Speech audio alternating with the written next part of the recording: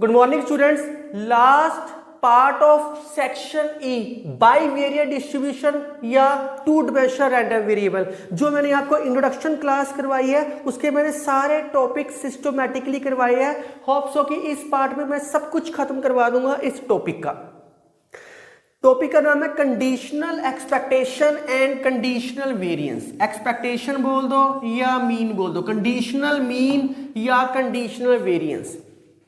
अब आप कहोगे सर हमने वेरिएंस टॉपिक तो किया नहीं अभी तक। वेरिएंस की आपने छोटी सी डेफिनेशन तो करके आए हो ना। वेरिएंस की आप छोटी सी डेफिनेशन करके आए हो। Expectation of x square minus expectation of X का होल स्क्वायर, या expectation of x minus E x का होल स्क्वायर, ये मैंने बताया है। जिसको नहीं याद वो मेरी सेक्शन एफ में मैंने वेरिएंस और कोवेरिएंस कंबाइन करवाया है। कोवेरिएंस मैं सेक्शन एफ में करवाया है। वो टॉपिक देखो प्रॉपर, हर क्वेश्चन आपको उसके अंदर मिलेगा, तो आप कोवेरिएंस और वेरिएंस वो कंबाइंड टॉपिक देख सकते हो, क्योंकि इसके अंदर खास इंपॉर्टेंस नहीं थी। एक ये बेसिक फार्मूला तो मैंने मूवमेंट्स में आपको बताया ही हुआ है।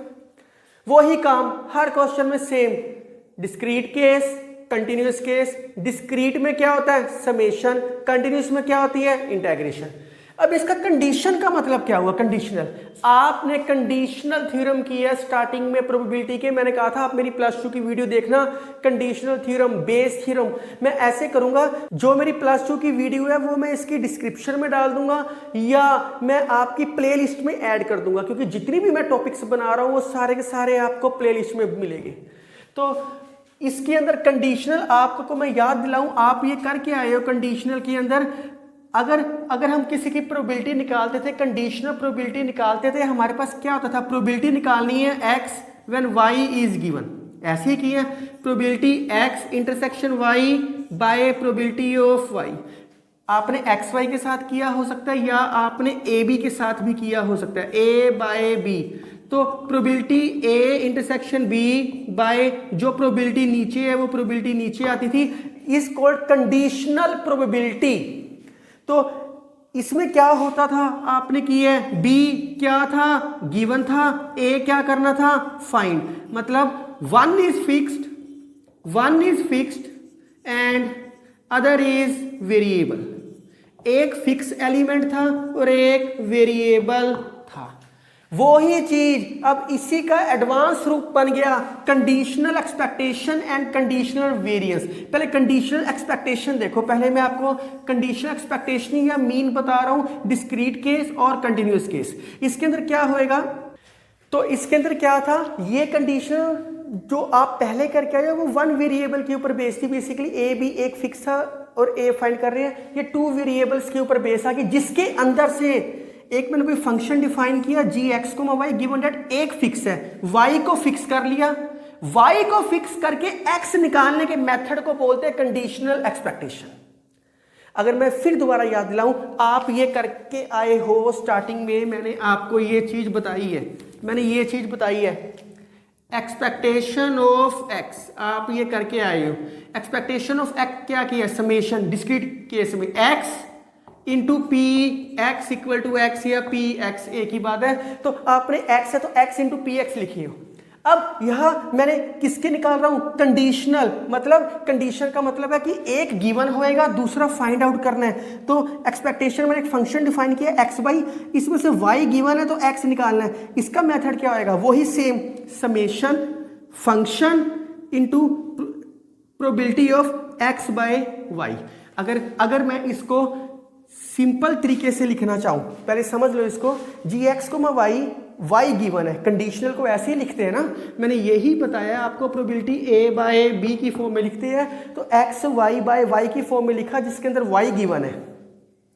Function into probability of X equal to X I, Y equal to by Y equal to Y J, क्योंकि नीचे है। अब इन दोनों की प्रोबेबिलिटी कैसे निकालते हैं? दोनों की इंटरसेक्शन, जो नीचे है वो नीचे आएगा। एक्स इंटरसेक्शन वाई, जो एलिमेंट नीचे है वो नीचे आएगा, P Y equal to Y J. अब आप लोग सर एक्स वाई में कंफ्यूज हो रहे हैं, करना बहुत मुश्किल लग रहा है, तो एक एग्जांपल छोटी सी ले लेता हूं। इन पर्टिकुलर अगर एक मैं छोटा केस लूं पर्टिकुलर, तो मैं क्या लिखूंगा? Expectation X by Y. मैंने ऊपर वाले को x मान लिया, नीचे y मान लिया, तो इसकी प्रोबेबिलिटी क्या आएगी, समेशन x की क्या होती है, x into P X equal to X, x into P X equal to X by y नीचे है, y इक्वल टू y, यहाँ पे एक्स आई वाई जे लिखना है और यहाँ एक्स आई वेरी फ्रॉम 1 से इन्फिनिटी। अब आपके माइंड में आएगा कि सर एक्सपेक्टेशन में तो x into P X equal to X लिखते थे। मैंने कहा था x लिख लो और i को वेरी करवा दो, जो मर्जी करवा दो, क्योंकि ये समेशन केस है इसलिए i को भी वेरी करवाया, j को फिक्स कर दिया एलिमेंट। तो वही काम किया मैंने, क्या किया, यहाँ y की है और यहाँ y इक्वल टू वाई जे आया। कहानी तो सेम ही है सारी, x है तो ऊपर x आया, इन दोनों की प्रोबेबिलिटी साथ आ गई। इसकी प्रोबेबिलिटी को क्या लिखूंगा मैं, यहाँ लिख देता हूँ, क्या आएगा, समेशन आई वेरी फ्रॉम 1 से infinity X I, probability x equal to X I, Y equal to Y J by probability y equal to Y J. तो बहुत सिंपल, बहुत आसान लैंग्वेज में बताया है। अगर कंटिन्यूस केस आएगा सेम कहानी, फंक्शन इनटू इसके अंदर p से डिनोट करते हैं, यहाँ f से डिनोट हो गया, f x बाई वाई, क्योंकि y नीचे है तो y नीचे आया। अगर किसी क्वेश्चन में यहाँ पे x दे रखा होता, x होता तो यहाँ x आता, यहाँ y आता, उल्टा कर देते, बाकी सारी कहानी सेम है। अब आप सोचोगे सर यहाँ तो आई जे लिया, यहाँ आई जे क्यों नहीं ले रहे, डायरेक्ट क्यों लिखा है, क्योंकि ये इंटेग्रेशन है, ये समेशन को वेरी करवाते हैं, यहाँ वेरी तो होता ही नहीं कुछ भी, इसलिए फंक्शन x कोमा वाई, जी एक्स कोमा वाई फंक्शन, इसकी मैंने आपको ये स्पेशली लिखवाया हुआ है, एफ एक्स कोमा वाई क्या आएगा, दोनों की इंटरसेक्शन, जो एलिमेंट नीचे है वो नीचे एलिमेंट आ गया, बस वही। इसको क्या बोलोगे, मार्जिनल डिस्ट्रीब्यूशन, जो भी पार्ट 1 पार्ट 2 पार्ट 3 करके आए हो वही चीज आ गई सेम। तो कोई मुश्किल फार्मूला नहीं था। अगर मैं इसको कंटिन्यूस में लिखना चाहूँ, इसको इन पर्टिकुलर लिखना चाहूँ, मैं कैसे लिखूंगा आप देख सकते हो। अगर मैं इसको लिखना चाहूँ इन पर्टिकुलर, सिंपल लैंग्वेज में पर्टिकुलर, तो एक्सपेक्टेशन x बाय वाई यही लिखूंगा। तो क्या आएगा, -20 से इन्फिनिटी, ऊपर x है, x into F X by Y, y नीचे तो y नीचे आया, x नीचे होता तो x नीचे आता, x बाय वाई। इसको खोलने का यही मेथड है, सिंपल। तो बहुत, ये x है तो इसलिए dx आएगी लिमिट, क्योंकि x की गिवन है, y तो फिक्स ही है, जो डिनोमिनेटर में होता है वो गिवन होता है, गिवन का मतलब वो फिक्स होता है हमारे पास। तो वही डिस्क्रीट केस था, कंटिन्यूस था, तो ये छोटी सी चीज आपको पता होनी चाहिए थी। ये इन पर्टिकुलर केस ही कर लो आप, ये जी एक्स कोमा वाई बजाय ये पर्टिकुलर केस ही कर लो बस। वैसे क्या लिखते हैं, अगर इसको इंटीग्रेशन में लिखते हैं x into F X comma Y, यहाँ नीचे y है तो y आ गया, बस कुछ भी नहीं है। Write down please. जैसे आपने कंडीशनल एक्सपेक्टेशन की है वैसे ही अब कंडीशनल वेरिएंस हो गया। वेरिएंस का फार्मूला मैं आपको ऑलरेडी बता चुका हूं, आप करके आए हो, variance of x, expectation of x minus expectation of X का होल स्क्वायर। ये आपने किया सिंगल वेरिएबल में। अब क्या आ गया, 2 वेरिएबल, जिसके अंदर y गिवन होएगा, वही expectation of x minus expectation of x by Y, जहां e आ जाएगा वहां बाय वाई, जहां e आ जाएगा बाय वाई, वही चीज की है। देखो जहां e आ गया यहाँ बाय वाई कर दिया, ये बाहर का e है तो बाहर y कर दिया, वही किया, कुछ भी नहीं किया। इसके अंदर भी सेम कहानी है, फर्क सिर्फ इतना है, ये डिस्क्रीट है तो आई जे लेके जे लेके चले है, ये कंटिन्यूस केस है तो y इक्वल टू वाई लेके चले, क्योंकि इसमें इंटेग्रेशन है। कई बच्चे कंफ्यूज होएंगे, इसको x इक्वल टू एक्स आई भी लिख सकते हैं, लिखना चाहो नहीं लिखना ना लिखो, अंडरस्टूड है। तो ये सिंगल वेरिएबल में किया था, ये अब डबल वेरिएबल में आ गया बस भाई। डबल में चाहे आप कंडीशन एक्सपेक्टेशन करो या कंडीशन वेरिएंस करो, जहां एक रिमार्क याद रखना, सिर्फ रिमार्क, जहां ई एक्स होएगा, E expectation mean E is given in the statement, is given in the statement. अगर कहीं भी ये गिवन होएगा, वेरी सिंपल, आपने बाय वाई करना है। अगर वाई गिवन है, अगर ई वाई होता तो एक्स गिवन होता, बाय एक्स करते हैं। इस क्वेश्चन में ई और ई 2 बार ही था, इसलिए एक इस ई के साथ वाई आया, एक की बाहर है तो उसका वाई आ गया, एक ई के साथ, क्योंकि कंडीशनल कैसे निकलेगी, एक्सपेक्टेशन पे ही निकलेगी। y आया तो एक ई था बाहर तो y आ गया, वैसे ही आपने वो फार्मूला किया जो मैंने अभी लिखवाया था आपको, conditional expectation. Write down please. Movements of bivariate probability distribution same, अगर दो फंक्शंस के लिए, दो वेरिएबल्स के लिए आ जाए वैसे ही लिख लो, डेफिनेशन पता होने चाहिए आपको सिर्फ। तो डबल समेशन आएगी, डबल इंटीग्रेशन आएगी। तो अगर आप लिखते हो तो क्या लिखते हो, expectation of x, x into F x, ऐसे ही तो लिख के आए हो हमेशा, या समेशन में, या इसकी जगह समेशन यूज हुई है, एक्स इंटू फंक्शन। तो मैंने x इंटू, ये 2 वेरिएबल है तो फंक्शन 2 वेरिएबल में आ गया, डबल इंटीग्रेशन आ गई, ये भी 2 वेरिएबल में था तो 2 वेरिएबल में आ गया। वही इन पर्टिकुलर केस आर एथ एंड एस एट, इसको कई बार teacher p x i y j भी लिख देता है, एक ही बात है, कंफ्यूज नहीं होना इसकी जगह। तो डबल मूवमेंट आ गया, आर एस आ गया, प्रोडक्ट आ गया इनका, एक्स आर वाई एस आ गया, इन दोनों को same into function of X Y D X D Y. तो ये पता होना चाहिए 2 वेरिएबल में कैसा होता है, सिंगल वेरिएबल तो आप ये करके आए, 2 वेरिएबल पता होना चाहिए। अगर आप लाइन वाइज वीडियो देखोगे तो आपको बहुत मजा आएगा और बहुत अच्छे तरीके से कर पाओगे। अब इसके बेस पे कुछ क्वेश्चन और 1-2 थ्योरम्स है वो हम करते हैं ताकि ये टॉपिक फुल फ्लैज हमारा खत्म हो जाए। ऐसा कोई भी क्वेश्चन आ रहा है स्टूडेंट्स आप इजीली कर सकते हो, कोई प्रॉब्लम नहीं है इन क्वेश्चनों में। पार्ट 4 आपको तब समझ आएगा जब आपको मार्जिनल डिस्ट्रीब्यूशन पार्ट नंबर 2 समझ आएगा, फिर पार्ट नंबर 3 मैंने कंडीशनल करवाया आपको, और पार्ट नंबर 1 में ज्वाइंट था, तो पार्ट नंबर 2 समझ आएगा, तब बहुत अच्छे तरीके से समझ आएगा। वो मैं आपको, ये चीज मैंने आपको पार्ट नंबर 2 में समझाई है, ये क्वेश्चन मैंने सेम पार्ट नंबर 2 में भी किया है, पार्ट नंबर 3 में भी किया, आप देख सकते हो। ये चीज मैंने पार्ट नंबर 2 में करवाई है आपको, मार्जिनल डिस्ट्रीब्यूशन फंक्शन एक्स हो या वाई, 2 वेरिएबल को 1 वेरिएबल में चेंज करते हैं, ये चीज मैंने आपको पार्ट नंबर 3 में करवाई है। कंडीशनल कैसे निकालते हैं, अब कंडीशनल एक्सपेक्टेशन और वेरिएंस बोल दिया, या कंडीशनल मीन भी बोल सकते हैं। तो अगर पार्ट नंबर 1, 2, 3 आएगा तभी पार्ट नंबर 4 बड़ी जल्दी समझ आ जाएगा, कुछ भी नहीं समझना। डेफिनेशन में मैंने बेशक जी एक्स को वाई लिखा है, पर क्वेश्चन में तो फंक्शन ही दे रखा होएगा आपको। ये क्लियर है, ये कंटिन्यूस रैंडम वेरिएबल है। तो नाउ आपने कौन सा केस निकालना है, expectation of Y X equal to X. तो इसका फार्मूला मैंने क्या लिखवाया है, समेशन इंटीग्रेशन -∞ से इन्फिनिटी, ऊपर y है y into F Y by X D Y. तो यहाँ y की लिमिट क्या क्या गिवन है, y की लिमिट हमारे पास गिवन है, मैंने ये निकालनी सिखाई है, आप देख सकते हो। 1 y, क्योंकि ये dy था, y की लिमिट x से 1, y F Y by X कहाँ से आया, ये फंक्शन गिवन है 2y by 1 minus x square. तो मैं फिर रिपीट कर रहा हूँ ये बात, पार्ट नंबर 2 और पार्ट नंबर 3 देखो, ये बड़ी जल्दी समझ आ जाएगा क्योंकि मैंने सिर्फ वैल्यूज पुट की है। अब आपके माइंड में आएगा कि सर आपने एक ही क्वेश्चन में सारी चीजें क्यों नहीं करवाई, बार बार क्यों लिख रहे हो।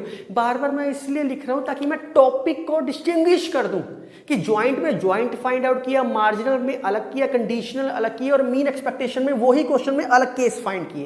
ये तो मैं एक ही क्वेश्चन में 10 केस करवा सकता था, पर वो बहुत कंफ्यूजिंग होता।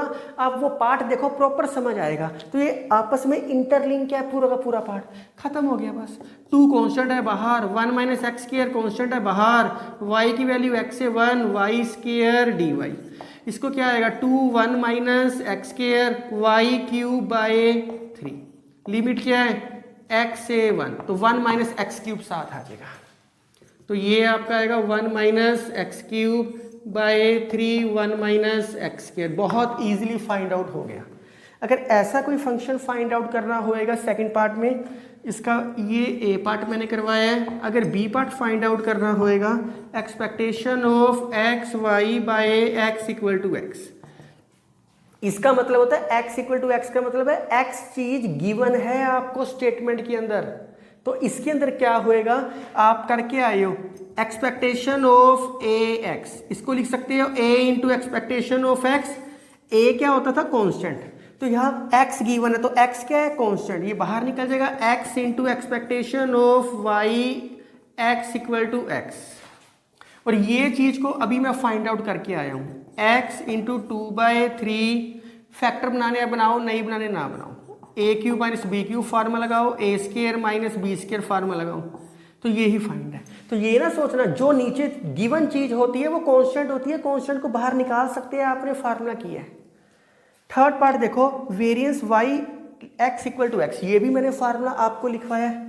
अब इसमें जी एक्स वाई का तो कोई पंगा ही नहीं है, तो ये क्या आएगा आपके पास, इसका सी पार्ट का आंसर वेरिएंस, अब ऊपर वाई है, X equal to X, formula क्या होता है एक्सपेक्टेशन एक्स, पर ऊपर वाई है, Y minus expectation of Y by, जहां ई आएगा मैं बता चुका हूं, ये आप इसको ऐसे ही करो बाय ये बाहर वाले ई का X equal to X, formula लगा दिया। मैंने और भी तरीका बताया था, मैंने आपको ये स्पेशली बताया हुआ है, वेरिएंस ऑफ एक्स को चाहे ऐसे लिखो, expectation of x minus expectation of X का होल स्क्वायर, या expectation of x square minus expectation of X का होल स्क्वायर। तो यहाँ एक्सपेक्टेशन ऑफ वैल्यू गिवन है, इसको वैसे भी लिख सकते हो, एक्सपेक्टेशन ऑफ वाई, यहाँ क्या था एक्स था तो एक्स आया, Y by X equal to X, या ऊपर वाई स्क्वायर आएगा, minus expectation of Y by X का होल स्क्वायर।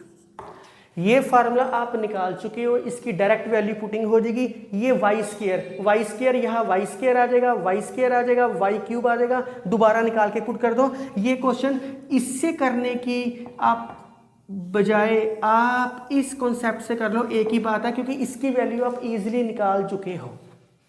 तो राइट डाउन प्लीज। ये एग्जाम्पल नंबर 2 और एग्जाम्पल नंबर 3 बहुत इंपॉर्टेंट है, उसके बाद ये चैप्टर फुल फ्लैज खत्म हो जाएगा। कोई भी टॉपिक कोई भी क्वेश्चन करना चाहो इजीली कर सकते हो, लेकिन मैं आपको बता चुका हूं कि पार्ट नंबर 2 और पार्ट नंबर 3 देखना जरूरी है। तो ये दो क्वेश्चन अलग तरीके के हैं। कहता है so that expected value of X is equal to, conditional की दोबारा एक्सपेक्टेशन लो, एक्सपेक्टेड वैल्यू बन जाएगी। अब छोटी क्लास में करके आए हो, ए ट्रांसपोज का ट्रांसपोज लो तो वो ए बन जाता है। ये थोड़ा एडवांस लेवल, उसी का पैटर्न दिमाग में रखो आप, बड़ा आसान है। आरएचएस लेके चलते हैं क्योंकि एलएचएस से काम नहीं बनेगा।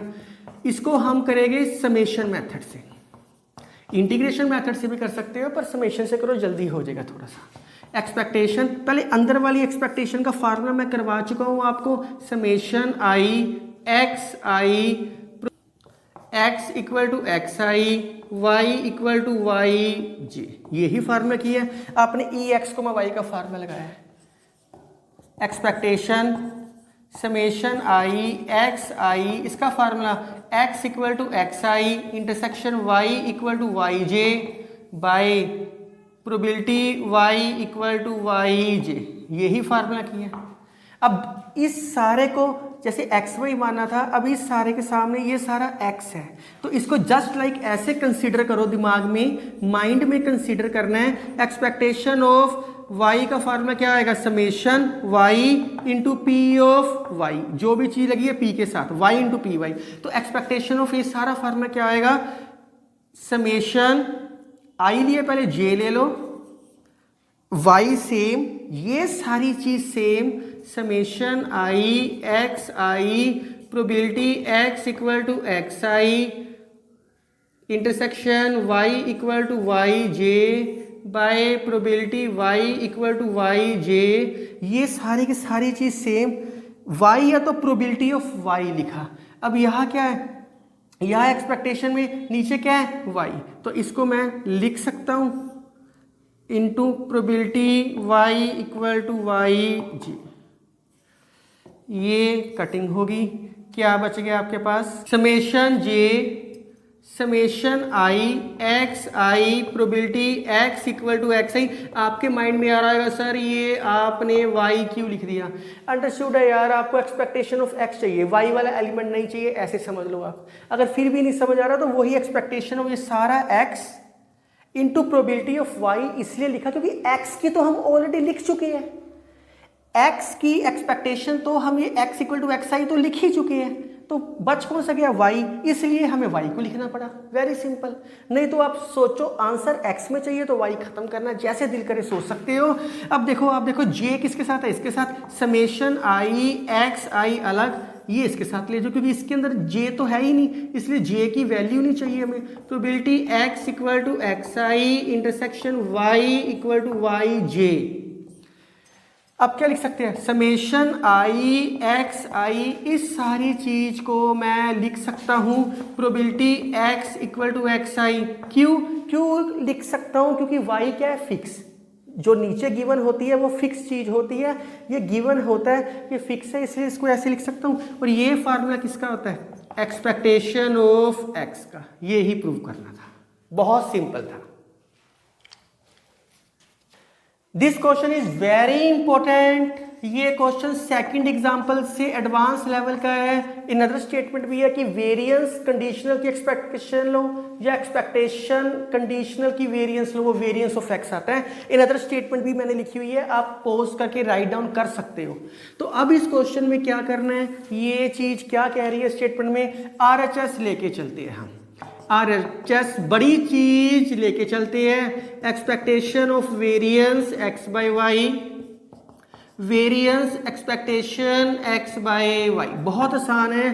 तो क्वेश्चन में पहले वेरिएंस का फार्मूला लगाओ। वेरिएंस के दो फार्मूला लिखवाए हैं, लेकिन क्वेश्चन में हमेशा यही यूज करो, एक्सपेक्टेशन ऑफ x का X square by Y minus expectation x by Y का होल स्क्वायर। तो इसके अंदर वेरिएंस ये सारा x है, तो क्या आएगा, इसका फार्मूला क्या आएगा, expectation of x by Y का square minus expectation of x का होल स्क्वायर। यही चीज है, यही चीज मैंने बताई है, वही चीज लिखी है। अब आप ये भी करके आए हो, expectation of x plus Y, इसको लिख सकते हो एक्सपेक्टेशन x, या माइनस आ जाए एक्सपेक्टेशन ऑफ y, ये लिख सकते हो। तो मैं इसको लिख सकता हूं expectation of x minus expectation of y। ये इसी की ब्रैकेट में था, अलग से ब्रैकेट में नहीं था, वही फार्मूला लगाया है। क्या आ गया, expectation of expectation x by Y का whole square minus expectation expectation x by Y का ये होल स्क्वायर।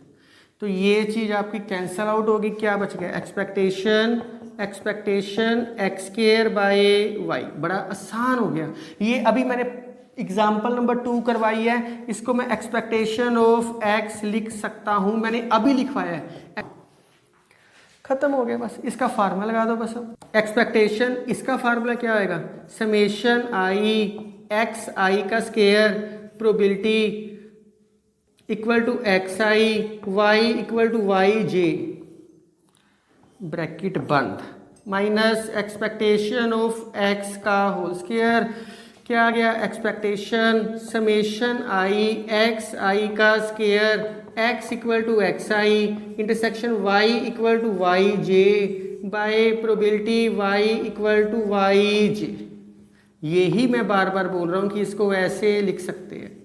वही x को तो हम लिख चुके हैं, दोबारा एक्सपेक्टेशन लेंगे तो y को लिख देते हैं यार, क्या फर्क पड़ता है। अब क्या आएगा, समेशन j, जैसे एग्जांपल नंबर 2 में की है, समेशन आई एक्स आई का square probability x equal to X I Y equal to Y J by probability y equal to Y J into probability y equal to Y J. क्योंकि हम x का लिख चुके थे, या आप दूसरे तरीके से समझ लो, आंसर में vx चाहिए, y नहीं चाहिए, तो y को ख़त्म कर रहे हैं। जैसे समझ रहे हैं आप समझ सकते हो, कोई प्रॉब्लम नहीं है।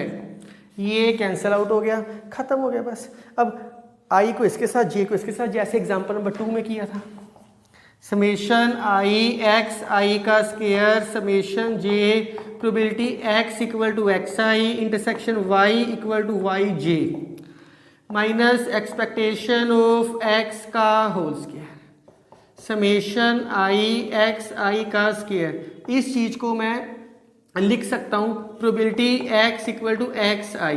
मैंने एग्जांपल नंबर 2 में भी लिखा, आप कंफ्यूज ना हो ना, j को मैंने वेरी करवा दिया, j को 1 किया, 2 किया, 3 किया, सारों के इंटरसेक्शन में सिर्फ x बचेगा, j खत्म हो जाएगा आपका। आपने ऐसे समझना है इसको, एक्सपेक्टेशन ऑफ x का होल स्क्वायर। ये फार्मूला किसका होता है, एक्सपेक्टेशन ऑफ x स्क्वायर। यही फार्मूला होता है x square into F X या P X. Minus expectation of X का होल स्क्वायर। ये क्या हो गया, वेरिएंस ऑफ एक्स। यही प्रूव करने के लिए कहा था, कुछ भी नहीं था, बस एक ये स्टेप ध्यान से देख लेना।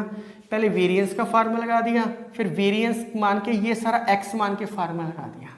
तो ये स्टेप ध्यान से देख लेना बस आप। इस वीडियो में मैंने जितने भी क्वेश्चंस आपको करवाए हैं सारे के सारे बहुत ज्यादा इंपॉर्टेंट है। This question is also very important. इस क्वेश्चन में आपने ई एक्स को ये चीज प्रूव करनी है डिस्ट्रीब्यूशन फंक्शन के, तो मैं 1 माइनस एफ एक्स लेके चलता हूं। पहले मैं इसको सोल्व करता हूं। 1 को मैं एफ एक्स को पहले मैं लिखता हूं P X less than equal to X, लिख सकते हैं, इसकी डेफिनेशन लगा दी। तो ये क्या आ गया, 1 माइनस इंटीग्रेशन माइनस इन्फिनिटी से कहाँ तक ब्रेक लिया हुआ है, x, F x D x. इसकी डेफिनेशन यही होगी डिस्ट्रीब्यूशन फंक्शन की। 1 को मैं लिख सकता हूँ माइनस इन्फिनिटी से infinity F x D x, कोई प्रॉब्लम नहीं है इसको ऐसे लिखने में। मैं इसको ईजिली इस फॉर्मेट में लिख सकता हूँ क्योंकि आप करके आए हो माइनस इन्फिनिटी से infinity F x D x की वैल्यू 1 करके आए हो, तो मैंने 1 की वैल्यू पुट कर दी। ये नेगेटिव है, माइनस इन्फिनिटी इन्फिनिटी है, इसको ऐसे करते हैं, इंटरचेंज कर लेते हैं। दो तरीके करने के वैसे तो, अगर मैं एक सिंपल तरीका सिखाऊं, सिंपल, ये क्या है, माइनस इन्फिनिटी से इन्फिनिटी एक एक्स, एक लिमिट ये दे रखी है, एक माइनस इन्फिनिटी से एक्स है, माइनस इन्फिनिटी से एक्स है। इस पूरी चीज में से ये चीज को माइनस किया हुआ है, बच क्या गया, एक्स से infinity F x D x. या तो आप इस तरीके से सोच लो, जिस बच्चे ने इस तरीके से नहीं सोचना वो क्या कर सकता है, जिसने ये मेथड फॉलो नहीं करना वो क्या फॉलो कर सकता है, वो कर सकता है इन लिमिट को इंटरचेंज कर लो। जब इस लिमिट को इंटरचेंज करोगे अपने पास, पुराना मेथड नेगेटिव क्या बन जाएगा, पॉजिटिव बन जाएगा, बस खत्म हो गया। तो माइनस इन्फिनिटी इन्फिनिटी कंबाइंड हो गया, ये क्या लिख सकते हैं, एक्स से infinity F x D x. अब इस क्वेश्चन में क्या कर सकते हैं, ये एक डिस्ट्रीब्यूशन फंक्शन है, ये भी एक्स है ये भी एक्स है, तो आप लिमिट एडजस्टमेंट करनी मुश्किल होगी। डिस्ट्रीब्यूशन में आपको बता चुका हूं, एक नया वेरिएबल लेके चलते हैं अंदर। मैं इसको इस फॉर्मेट में लिख देता हूं, F U D you. 1 minus F x की वैल्यू आ गई, टेक इट नंबर 1 लेना लो नहीं लेना ना लो कोई बात नहीं।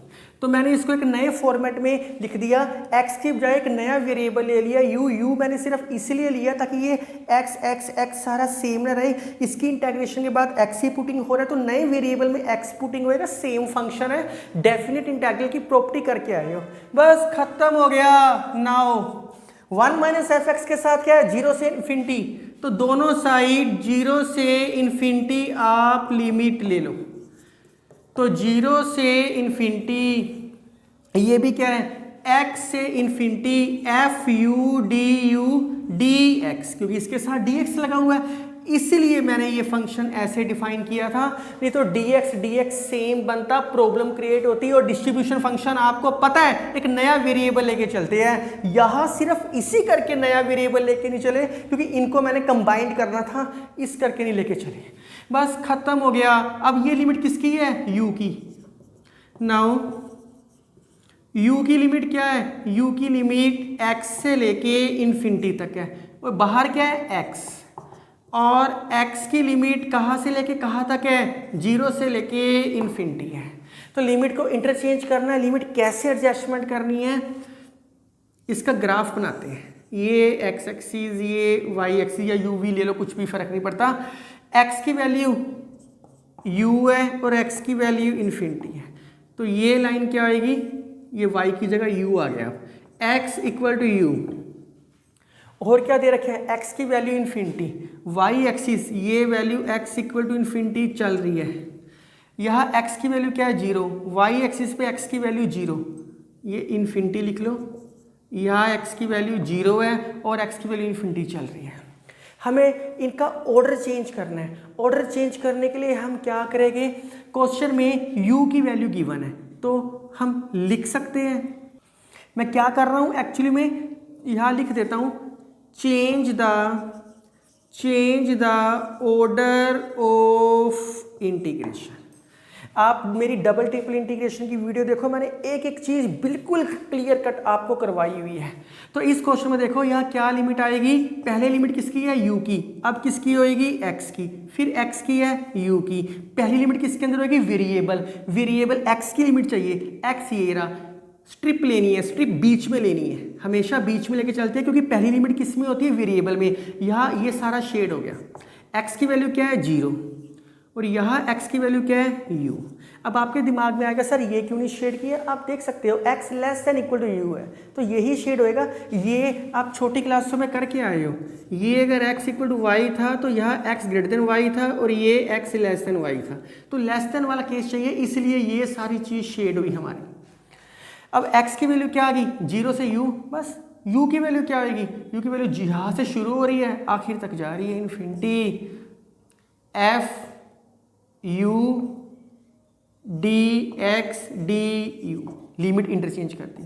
तो u वाली चीज़ों को अलग रख लो, x वाली चीज़ों को मैं सोल्व कर देता हूँ। यहाँ क्या आएगा dx f u du बाहर, u वेरी फ्रॉम 0 से इन्फिनिटी, 1 की इंटीग्रेशन क्या आएगी x, 1 की इंटीग्रेशन क्या आएगी x, 0 से u था, 0 से u f u du, तो u माइनस 0 u आ गया आपके पास, तो ये क्या आ गया u वेरी फ्रॉम 0 से infinity u f u du, और ये सारा का सारा फार्मूला किसका होता है ex का, ये u में है। आप चाहो तो इसको लिख सकते हो, ऐसे लिख सकते हो x में, रिप्लेस इन x, करना करो नहीं करना ना करो, रिप्लेस इन x।